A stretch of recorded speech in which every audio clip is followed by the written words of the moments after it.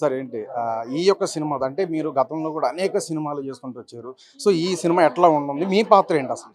యాక్చువల్‌గా అంటే నన్ను తీసుకునేటప్పుడు డెఫినిట్‌గా కామెడీ ఉన్న పాత్రల్లో తీసుకుంటారండి. దీంట్లో కూడా త్రూఅవుట్ హీరోతో పాటు జర్నీ చేసే క్యారెక్టర్ బాలు.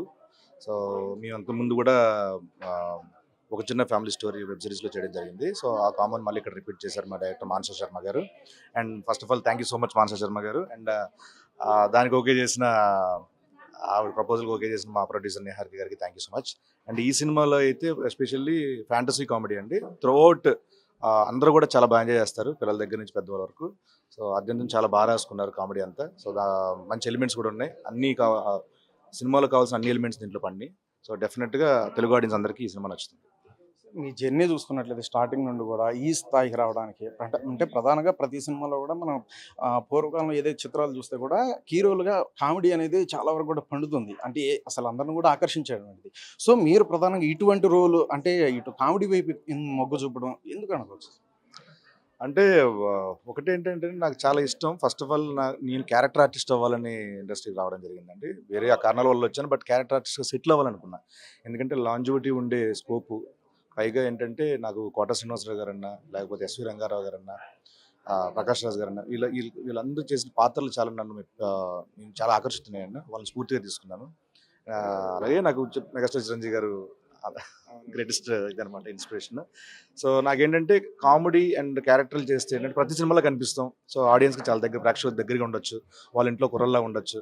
సో అందుకని నేను ఈ పాత్రను ఎంచుకున్నాను. అంటే మిమ్మల్ని చూస్తే అంటే ప్రధానంగా ఏదైతే కమల్ హాసన్ అంటూ అంటే బుల్లితెర కమల్ హాసన్గా మీరు ఆ విధంగా అనడం కావచ్చు మిమ్మల్ని. ఎందుకంటే అటువంటి వైవిధ్యం ప్రతి ఒక్క పాత్రలో కూడా ఇటు జబర్దస్త్ షోనే కాదు, అలాగే సినిమాల్లో కూడా ఈ స్థాయిలో రాణిస్తున్నారు కాబట్టి నెక్స్ట్ జనరేషన్ వారు ఏం చెప్పచ్చు? ఏమైందంటే ఒకటేనండి, అంటే బోరు కొట్టకుండా ఉండడం కోసం నేను ఈ పాత్రను ఎంచుకున్నానండి. అంటే ప్రతిదీ ఏదో క్యారెక్టర్ చేయాలి, లేకపోతే ఒక గెటప్ వేసుకోవాలి, ఒక వాయిస్ మాడ్యులేషన్, బాడీ లాంగ్వేజ్ ఇవన్నీ ఉండాలని చెప్పి అనుకున్నాను.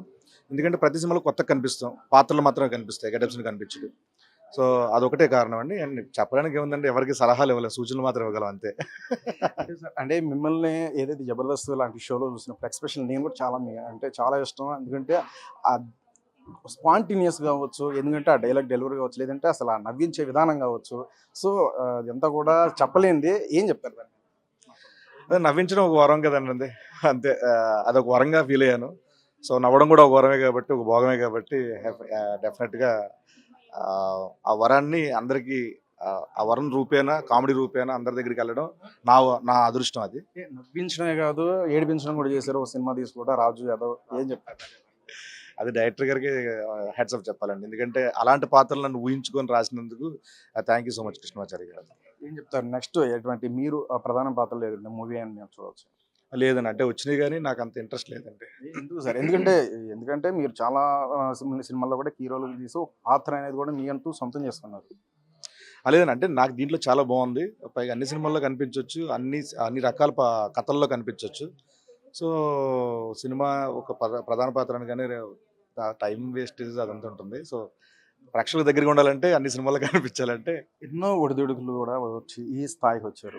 ఏంటి అసలు మీ జర్నీ అంటే ప్రధానంగా చూస్తే అప్పటి నుంచి ఇప్పటి వరకు ఏమన్నా ఏం లేదండి, అంటే ఇదంతా ఒక ప్రాసెస్ అని అంటాను అంతే. అంటే కష్టాలు నష్టాలు ఇవన్నీ ప్రతి జీవితాల్లో ఉంటాయండి. సో నాకనే నా ఒక్కడికైనా కాదు, మీకు ఉంటాయి, అందరికీ ఉంటాయి. సో అది జస్ట్ లైక్ ప్రాసెస్ అండి అంతే. అది ఏదో మేము కష్టపడిపోయాను, స్ట్రగుల్ పడిపోయాను అంటే కుదరదండి. అది అందరూ పడాల్సిందే, తప్పదు.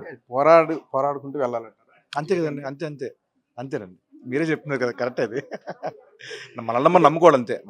మన హార్డ్ వర్క్ మీద, మన టాలెంట్ మీద మనం నమ్మకం ఉంచుకొని ముందుకెళ్ళాలి. మీరు కావచ్చు, సుధీర్ గారు కావచ్చు, రాంప్రసాద్ గారు కావచ్చు, మీ యొక్క లైఫ్ జర్నీ మొదటి నుంచి కూడా ఈ స్థాయికి అందరూ కూడా వివిధ స్థాయిలో ఆ స్థాయిలో ఏర్పడడం కావచ్చు. అంటే నెక్స్ట్ మీరు ప్రధాన పాత్రలు ఇప్పటికే 1-2 మూవీలు వచ్చినట్టుంది. నెక్స్ట్ ఎటువంటి ఏమన్నా ప్లాన్ చేస్తారంటే వెబ్ సిరీస్ కావచ్చు, లేదా మూవీ కావచ్చు? అన్ని అన్ని ఆల్ కైండ్ ఆఫ్ ఉన్నాయండి. వెబ్ సిరీస్ ఉంది, నెట్ఫ్లిక్స్ కూడా ఉంది, సినిమాలు కూడా చేస్తాను. సో మిరాయి 2 ఆల్రెడీ ఉండబోతుందండి. ఏంటి ఈ సినిమా సంబంధించి ఏం చెప్పదలుచుకున్నారు ప్రేక్షకులు? తెలుగు ప్రేక్షకులందరికీ మరొకసారి ఏంటంటే, మా రాకాస April 3 రాబోతుంది, వరల్డ్ వైడ్ రిలీజ్ కాబోతుంది. తప్పకుండా మీ అందరికీ నచ్చే అంశాలన్నీ ఈ సినిమాలో ఉన్నాయి. కామెడీ ఉంది, ఫ్యాంటసీ ఉంది. కుటుంబంలో ఉన్న అందరూ ఆల్ ఏజ్ వాళ్ళందరూ వచ్చి హ్యాపీగా చూసి నవ్వుకొని సరదాగా చూసి వెళ్ళొచ్చు. మీ అందరికీ నచ్చుతుంది. Please do come on April 3rd రాకాస. అంటే ఇంకో విషయం అంటే ప్రధానంగా ఇప్పుడు చాలా వరకు సినిమాలు చూసుకున్నట్లయితే ఒక వైలెన్స్ అనేది చాలా బీభత్సంగా ఉంటుంది ఏ సినిమాలో దాంట్లో కూడా రికార్డులు స్థాయి కూడా ఎక్కువ కూడా పెరుగుతూ ఉంటుంది ఎందుకంటే చాలా ట్రోల్స్ కూడా అవుతున్నప్పటికి కూడా అంటే ఇటువంటి ఫ్యాంటసీ కామెడీ ఇటువంటి ఎంచుకోవడానికి ఏంటి అసలు మీరే అన్నారు కదండి, అంటే ఒక జానర్ మారుతామంటే డెఫినెట్గా కొత్తగా అనిపిస్తుంది అండి. వైలెన్స్ ఉంది, వైలెన్స్ మధ్యలో కామెడీ వచ్చింది, కొత్తగా అనిపిస్తుంది. కామెడీ అన్ని ఎక్కువైపోయిన తర్వాత మళ్ళీ వైలెన్స్ వచ్చింది, అదే తర్వాత ఫ్యామిలీ తర్వాత అలాగా సినిమా అంటే సినిమా సీజన్కి ఒక్కొక్క జానర్ ఉంటుందండి. సో ఇది మధ్యలో వస్తుంది కాబట్టి డెఫినెట్గా ఆ నమ్మకం ఉంది.